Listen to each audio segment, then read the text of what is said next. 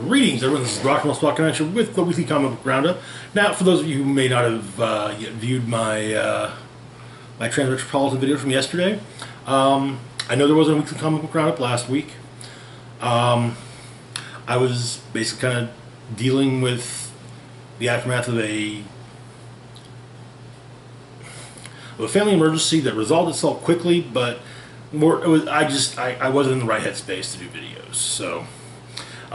That said family emergency resolved itself, and did so quickly, and resolved itself well. Everything's fine. That out of the way, let's get on to weekly comic roundup for this and last week. This first video is going to be we'll be covering the Marvel books that I picked up from this and last week, as well as the 7th issue of Something is Killing the Children from Boom Studios. Without further ado, let's get started with New Mutants, number 10. Where we left off in New Mutants, the team had gone to, let me remind myself, the Eastern European nation of Carnelia. There was a mutant that had whose powers had manifested, and in an odd manner. So, the New Mutants went to check it out. Turns out that this new mutant was, this newly manifested mutant was basically,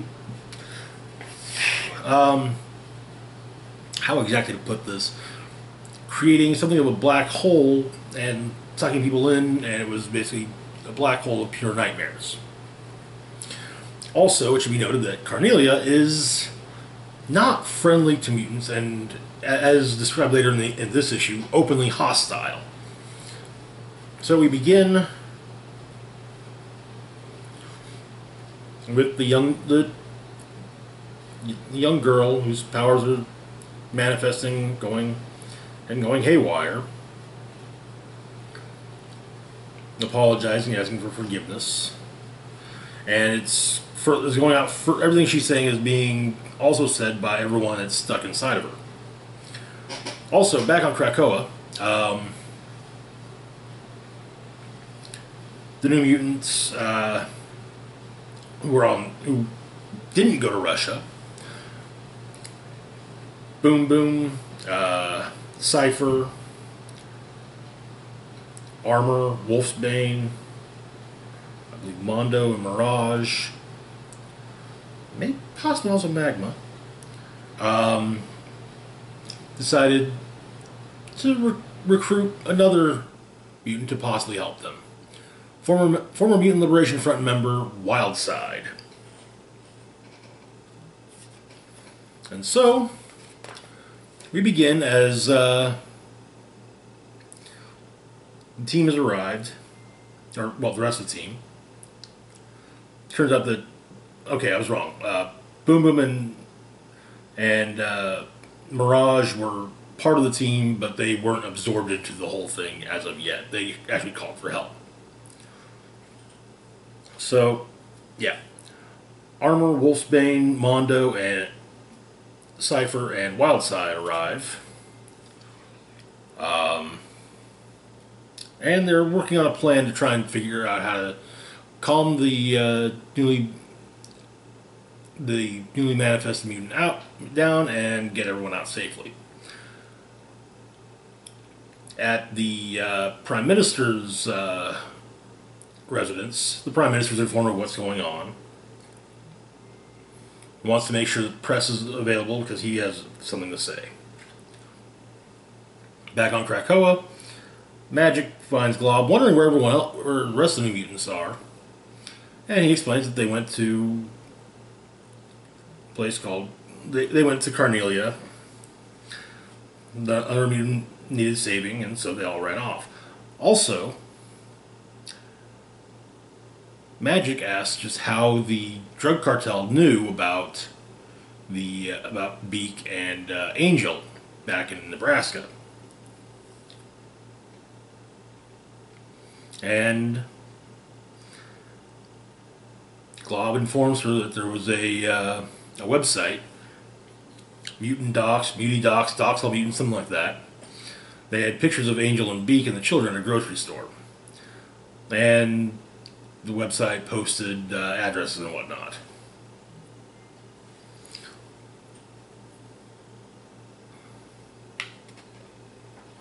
There's also a recipe. As Glob is cooking vegetarian laksa, we also get the recipe.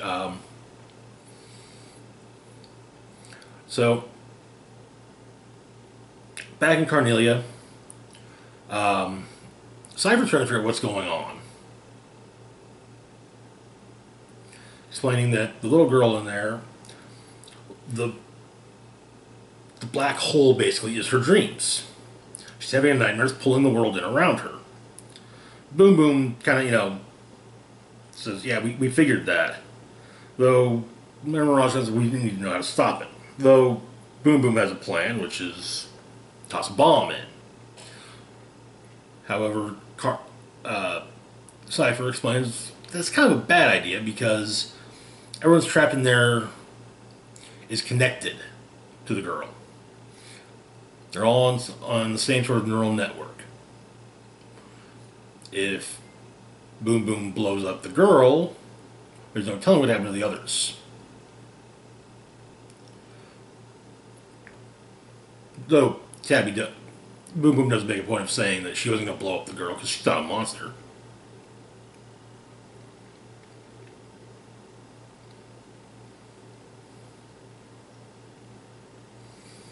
Wildside is a little perturbed with the New Mutants. Just kind of, the fact that, as he puts, all they do is stand around and talk. But Mirage has a plan. Meanwhile, the Prime Minister speaks to the press, explaining that, claiming that the problem that the black hole was sent from Krakoa, and now the mutants are here to clean it up, to show just how useful they really are, when in fact they created, it's their fault the mess was here in the first place.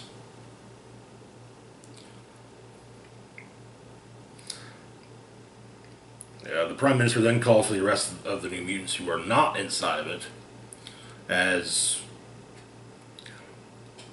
everyone gets ready to, as the plan is gone through. We also get a screen cap from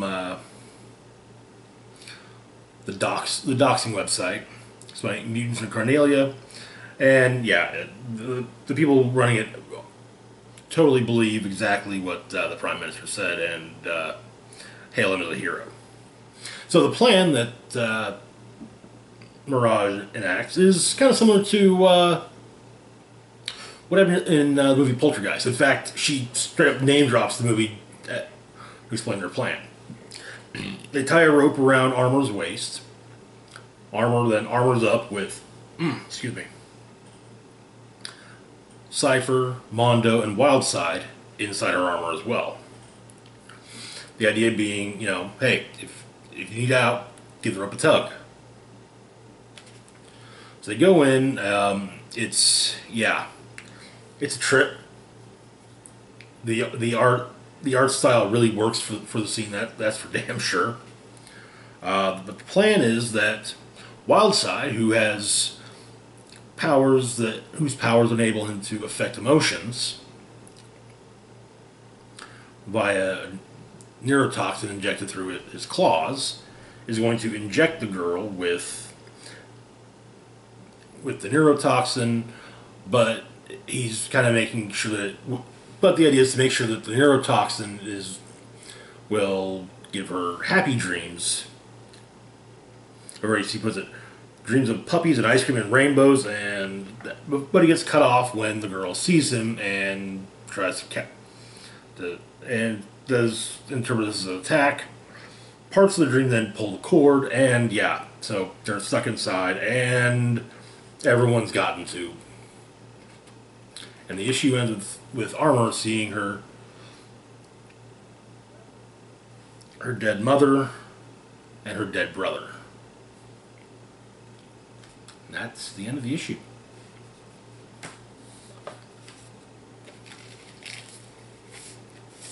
Next up, we've got Excalibur number 10. Where we left off, Excalibur was trying to potentially get through to Otherworld, and suddenly there were 4 new Captain Britons that popped up. Rogue, Gambit, Jubilee, and Richter.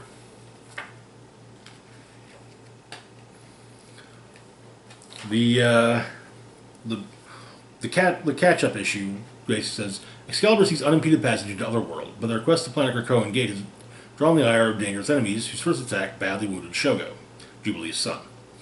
What can they expect when their very existence represents a threat to the Omniversal Majestrix, Opal Luna Sector 9? An old Excalibur villain from the, I can't remember if Claremont wrote Excalibur with Alan Davis drawing it, or if it was Alan Davis doing both, but from the old days of Excalibur. It's actually kind of neat to see them, So we also, first off, we're greeted with a governmental sign. London, prepare for war. Recent intelligence suggests the island nation of Krakoa moves toward aggressive action. Reports suggest recent attacks to be sourced to mutant-specific vegetation. Intelligence suggests burning of mutant vegetation until authorities can be present. Protect and survive. See a mutant? Tell a human. For Queen and country, the human race is in peril. Defend it with all your might. And so we open in London. Captain Britain, Betsy Braddock, Rogue, Gambit, and Jubilee are dealing with apparent missile strike. British troops try to gun down Excalibur, but are stopped by Richter using his powers to disrupt their aim. They get to the gate and find it's been burned, as well as statues of Jean and Xavier standing next to it.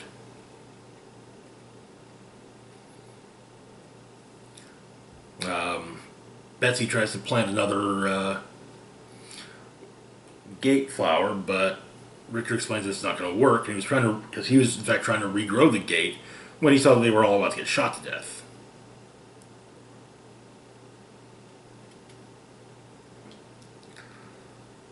Explaining that London has been warded hard against mutant powers. It's coven magic, like they were being expected.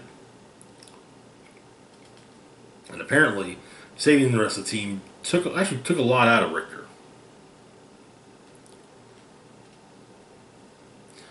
Gambit decides to try and steal a boat. However, Betsy does kind of let him know that if they're at war with another island, anything bigger than a dinghy's been commandeered. However, a flying ship arrives, captained by none other than Captain Kate Pride, flying with the help of Prestige, Rachel Summers. Turns out Kate and Rachel went to the lighthouse, though it should be noted that for some reason Rachel's in her old hound uniform. And they're coming from the lighthouse, which was under attack. They managed to get Pete Wisdom out. And so Betsy goes to see Pete, who is apparently dead.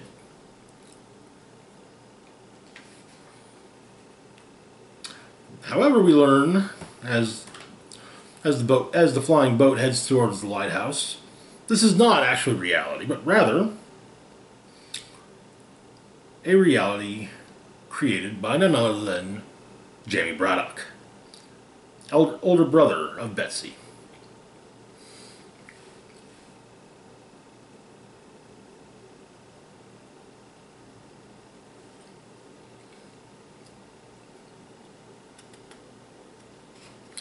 In Apocalypse's Otherworld laboratory.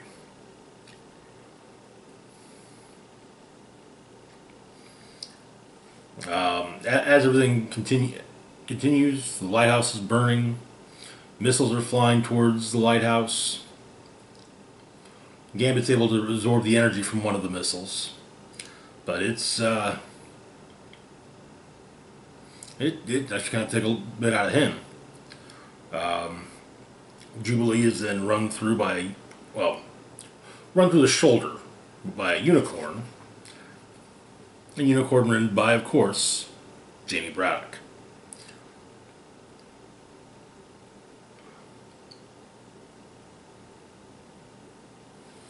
And he basically explains, yeah, I'm running this reality, and I kind of just set things in motion. Your memories made justifications for everything that I set up. And then another missile strike happens, seemingly killing Betsy, leading Rogue, Gambit, Richter, and Jubilee to each grab the amulet and become Captains Britain.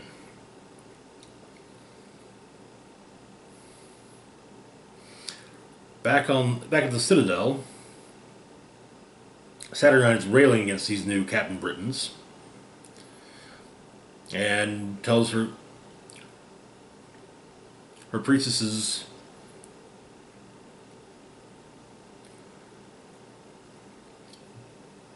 that they're now declaring war upon the Captain Britain Corps. We then get a note on the incursion, explaining that Omega-level reality-warping mutant King Jamie Braddock of Avalon commits a series of attacks on the very fabric of reality. Each one causes a fracture, including a ripple effect that causes reality to backfill with memories and justifications of its own existence. The incursion goes largely unnoticed by the denizens of the home reality. Traditionally, the accolade of Captain Britain has been chosen by a direct offer from otherworld leadership to a member of the Braddock family, or, rarely, another who would take their place. King Jamie's method is quite unprecedented. We then get so there's Captain Britain, and we have the first reality incursion, which gives us Otherworld Captain Britain and London Captain Britain, which then created the second reality incursion versions of Gambit as Captain Britain, Gambit, Jubilee, Richter, and Rogue each as Captain Britain. And that is where the issue ends.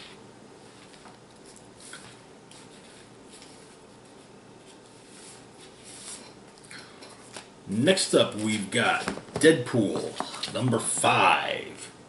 And where we left off in Deadpool, Wade was king of Monster Island, which also happens to now be Staten Island. Hanging around quite a bit is Monster Hunter extraordinaire, Elsa Bloodstone, who is at least... She's being a bit more tactful than fellow hunter Craven the Hunter was, who basically just went in there to try and just hunt down and kill monsters because, well, big game. She's at least trying to hope that maybe things can work out. If anything, kind of let's hope things don't turn into an all-out war. So the issue begins at the Staten/Monster Island waterfront. Elsa's talking to Wade, and he actually can't believe he says this, but you know, especially doing an insanely hot woman, could she just leave him alone?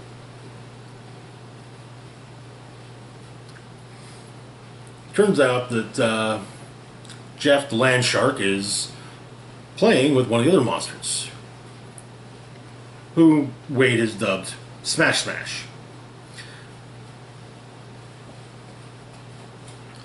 Elsa explains that Smash Smash is a Rafa Magjira, a hybrid of a giant monster from Japan and a slightly less giant but electrically charged monster from Sweden. Also, Smash Smash is a youngling, which means it's particularly unstable.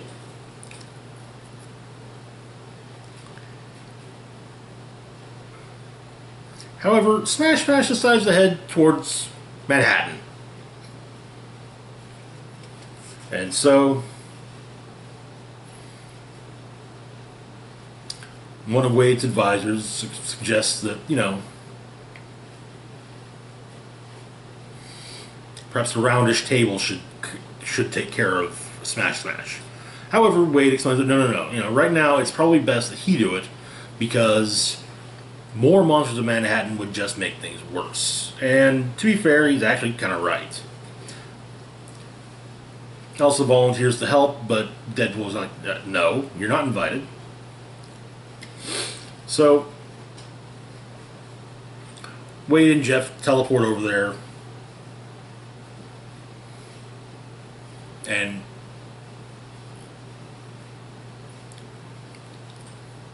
via hurl, which of course causes Jeff and Wade to, well, hurl.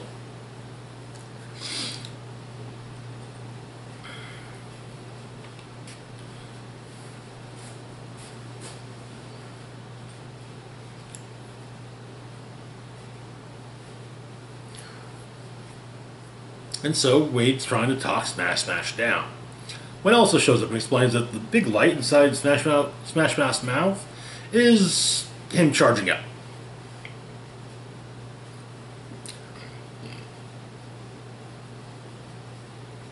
Wade explains that what he's trying to do is, you know, put Smash at ease. And, you know, maybe one of the world's most prolific monster hunters standing by his side isn't going to, you know, really help that. But, yeah, Smash isn't really paying attention. He just wants to, well, smash shit. And so Wade tosses Jeff to Elsa, pushes her out of the way, and promptly gets burned with fire breath from Smash.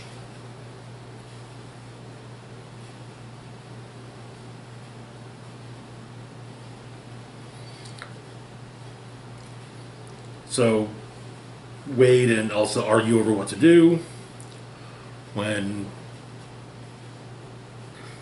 but Jeff and Smash begin arguing, and they're talking, and, well, Jeff doesn't like what Smash has to say and charges at him. And, yeah, Smash basically swallows him whole. Which, of course, alarms both Elsa and Wade, so Wade goes after it. Elsa's trying to help, explaining weaknesses on it, and yeah. Then Jeff pops out with a chunk of Smash in his mouth,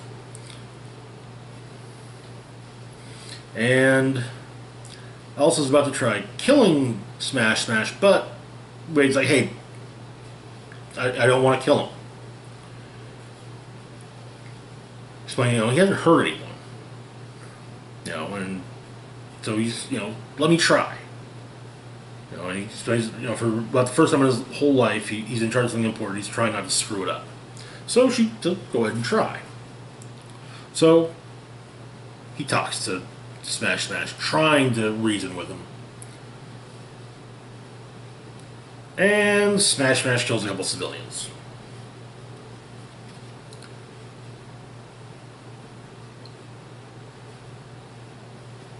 And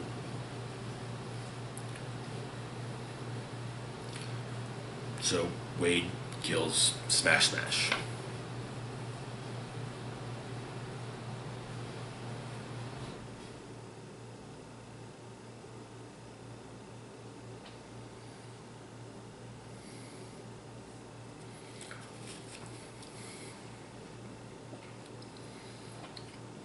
And Wade ends up asking Elsa why she won't leave him alone, and she explains it,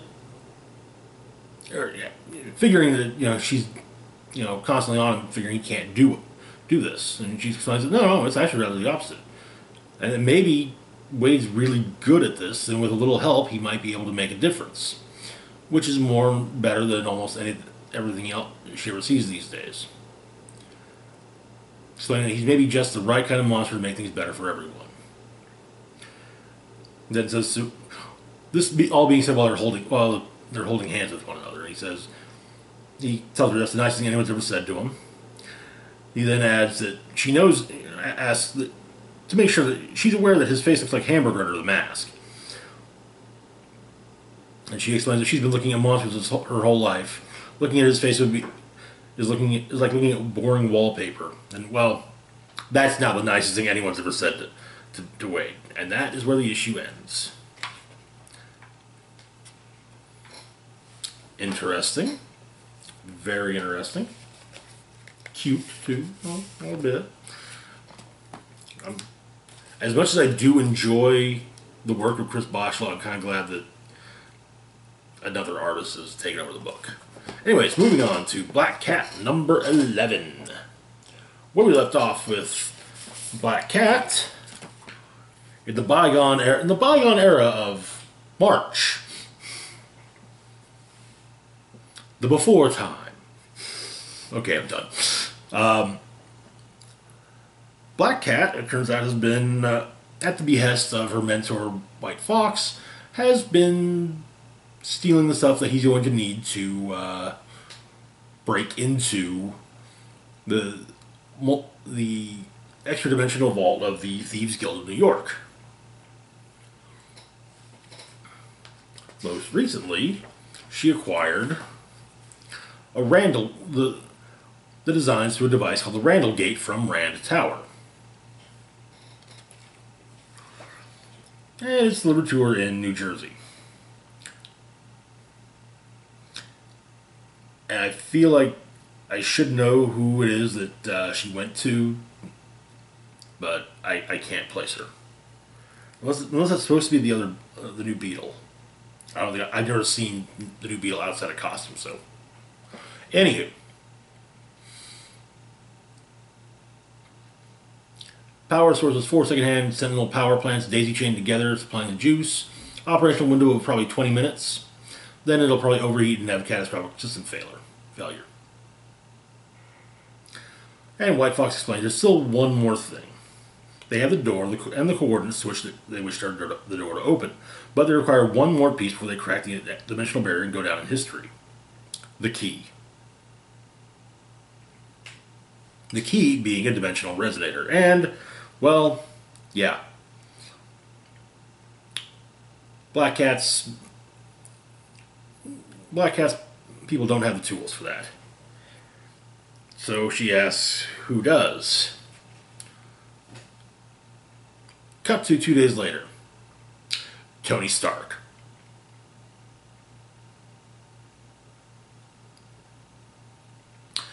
And yeah, Felicia is disguised as a tech reporter by the name of Elodie Gross, disguised as a redhead. As research on Stark does say that he's been romantically linked with 2 different redheads. And she honestly has to ask, she finds it humiliating and wonders, what is it with these guys and redheads? So we then flash back to the planning.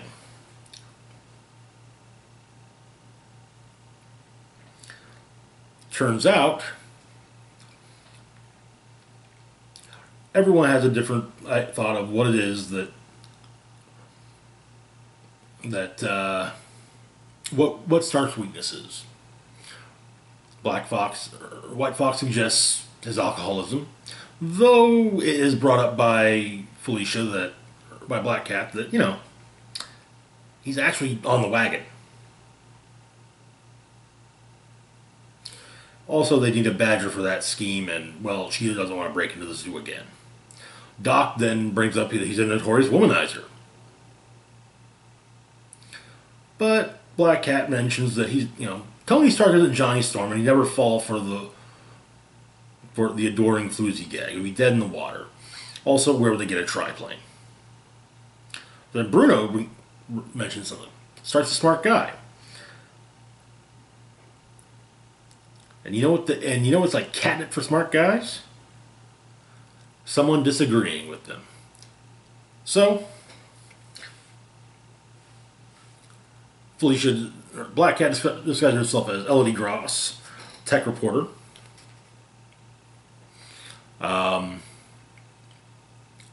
White Fox. It is White Fox, right? Oh, Black Fox. Yeah, Black Fox, not White Fox. Black Fox. Black Fox is tasked with basically setting up the entire background of Elodie Gross. Doc sets up a series of articles that'll really stick it to Stark, plausible publication history, but nothing too good.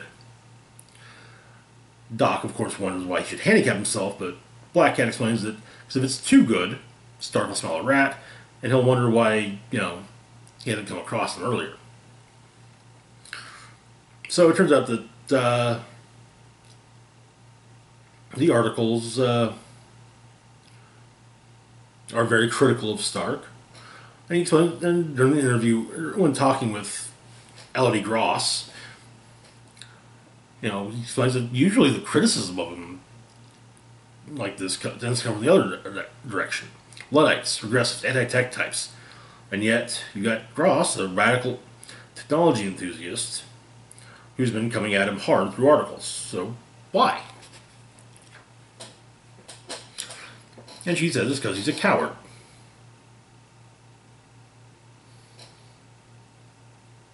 He mentions that he brought himself back from the dead. And it's mentioned, okay, so you brought yourself back from the dead. And did what? You remained yourself as you were, but better. Apparently Gross's bio has her listed as being a biohacker, a grinder.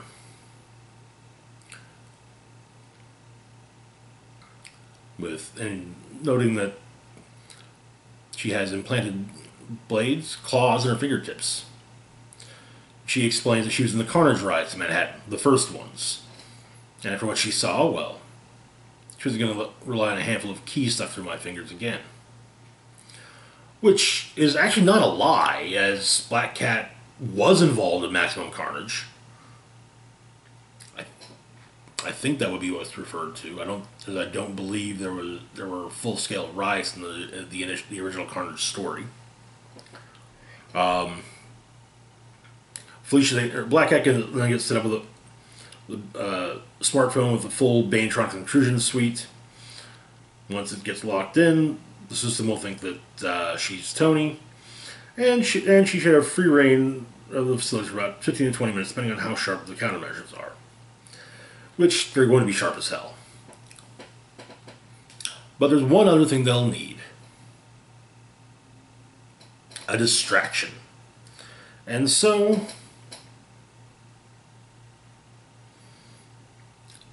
Bruno makes a call.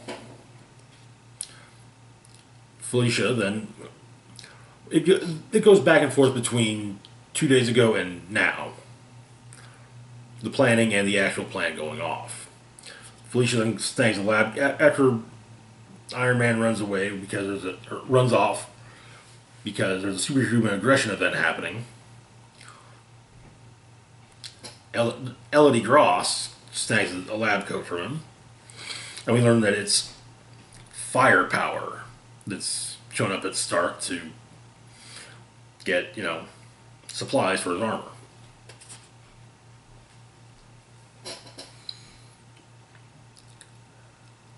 Which then so Black Cat goes off towards the Nanoforge. However, the chief of security tries to stop her, and it's explained that Black Cat turned off her probability pulsator, her bad luck machine, before going in, because she didn't want Stark looking at it too closely when he scanned her. Well, now it's back on. So she managed to overpower Stark's head of security, hitting her with a narc patch, gets into the Nanoforge, which believes she's Tony Stark.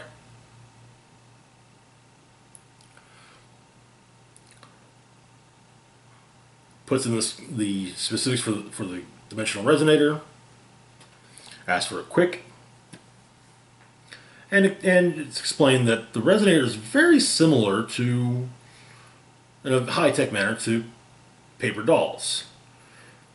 Basically, Stark's design system is kind of like paper dolls, but with WMD couture. And of course, Tony Stark, as Iron Man, manages to defeat Firepower, but is then informed by the building's AI that Bethany Cabe, his chief of security, can't be reached, and the Nanoforge is active.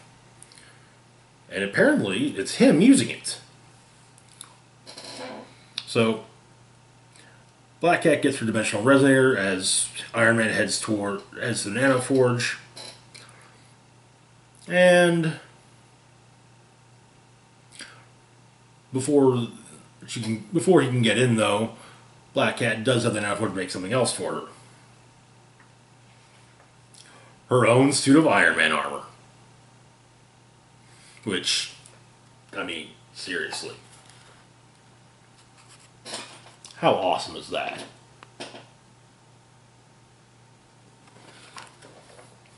And that is where the issue ends. And I must say, I'm very much looking forward to Iron Man versus Iron Cat.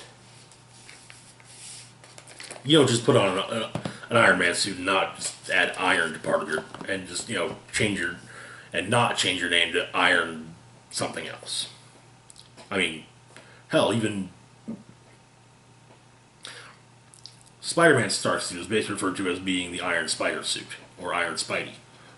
Anyways, moving on to Miles Morales' Spider-Man, number 17, which, as you can tell from the cover, is part of the Outlawed story. So, where we left off there, the champions were defending a teenage activist, and in the course of doing so, the leader of the champions, Kamala Khan, was gravely injured and is still comatose. Because of the champion's actions, Kamala's law has been put into effect. A law that basically forbids young superheroes from being active in the States. And there is how would that work? A government agency tasked with stopping them. The short version of the name being Cradle. So we begin. Miles is swinging through Brooklyn. It's early in the day. Decides he wants to get a before-school patrol. Comes upon a kid crying. Talks to the kid. Kid's name's Kenneth. Busted lip. There's some guys that bully him for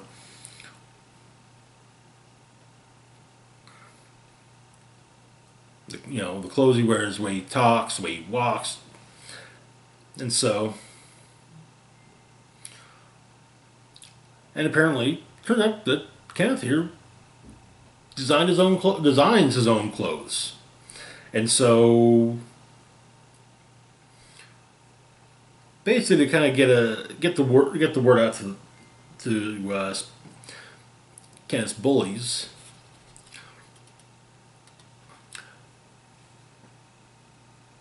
Miles takes Kenneth for a swing, explaining that if you have beef with Kenneth, you have beef with Spider-Man. Drops him off, goes swinging, and Spider-Sense goes off as a net is deployed for him. Turns out Dum Dum Dugan is working with Cradle. Well, if the events of Original Sin are still held as canonical, yet another LMD of Dum Dum Dugan, and they're trying to bring in Spidey. Yeah, he makes short work of them and manages to escape. At school, turns out Cradle is also present, planning to interrogate all the students to see if any of them are secretly superheroes. And Miles' new ally of sorts, basically his J. Jonah Jameson, though without the decades of hating him, just a few months in real time, not comic time, is just like, hey, everybody's saying, hey, look, think all the trouble these kids are going to get into, milling about doing nothing while they wait to be interrogated by government agents as to whether or not they're a superhero.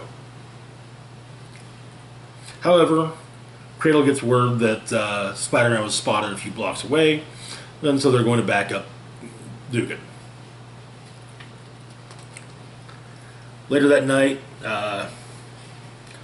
Miles goes to have dinner with his parents and his baby sister, and his mom kind of tells him that she doesn't entirely disagree with the whole thing, explaining that she's extraordinarily proud of Miles and everything he's done. But at the same time, she sees hurt kids, she sees dead kids every day, and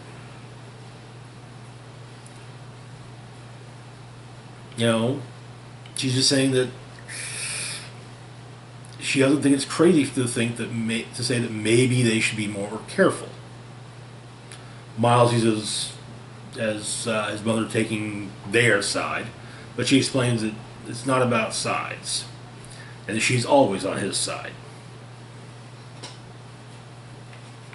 But yeah, so Miles heads back to school, finds his room trashed. Spider-Sense goes off and promptly smacked around by himself. And that is where the issue ends. Which brings us to our final book of the week, or final book for this video. Moving from Marvel to Boom Studios, we have Something is Killing the Children, number 7. So, for those who may not recall, I guess it was almost a couple months or so ago now, I did a video going over the first 6 issues of Something is Killing the Children, a horror title from Boom Studios written by James Tynion IV. Basically, there's a creature in a small Wisconsin town killing children, and a young woman has shown up to take care of the creature. Among her first ally is the only person to have seen it and lived, though no one believes him. And in fact, many people believe he actually, killed some of his friends rather than just saw them get killed. And eventually, she gained a reluctant ally in the form of the older brother of one of the titular children. With the end of the last issue, the creature itself was killed, but it turns out that it had babies. Babies whom Erica Slaughter, the young woman tasked with taking care of this creature, has to take care of her as well. The bodies have since been discovered by the sheriff, and, well, there's not room. They basically are having to use the school gymnasium to do the autopsies. And so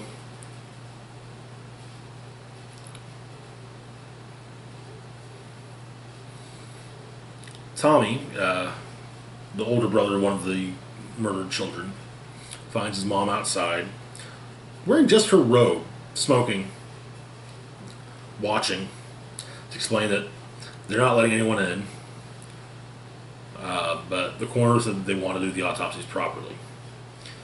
And Tommy's mother explains that they still need to determine whose parts belong to who. Tommy suggests his mom go home, but she's not leaving until she says goodbye to her little girl. The coroner, who is the brother of the sheriff of the town, small towns, if you know, you know. And I believe it's the principal are both looking over the bagged bodies and saying it's horrible.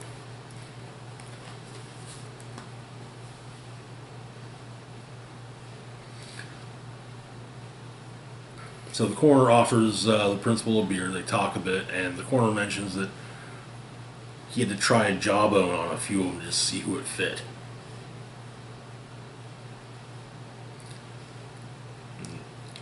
It's then asked, the principal then asks if whatever killed these kids, was it they find it? What kind of answer can the parents be given? The coroner explains he has no idea what did it, and he's not the one to ask. In the woods, Erica is tracking down the spawn of the creature.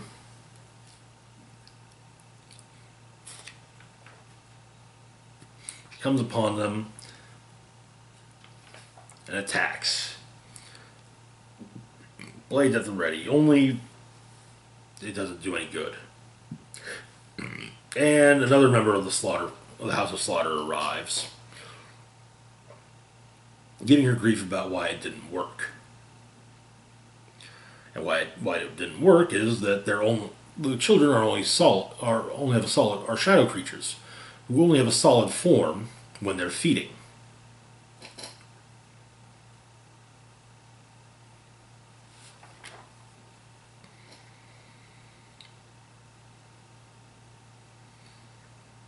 And so it gets brought up that, they kind of need to bait a trap.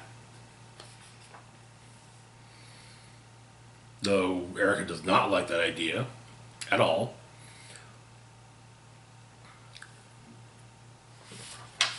Oh, what was that asshole's name? Aaron, yes. Aaron, of the House of Slaughter, suggests using the girl who was rescued from the cave, as well as potentially also the boy that helped her find it, that was helping her when she was looking for it. And sadly, he does make a good point. However, they're being watched by one of the local deputies. One who doesn't agree with the way the sheriff's handling the situation.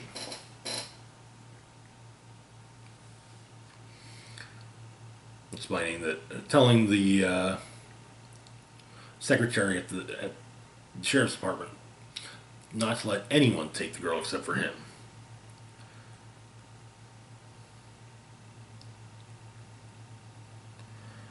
And she just explained that, the sheriff's not going to like that. He's been grumbling around all afternoon. But the deputy in question says that if he needs to have a talk with the sheriff, that's what he'll have to do. He says that while, of course, looking at his gun.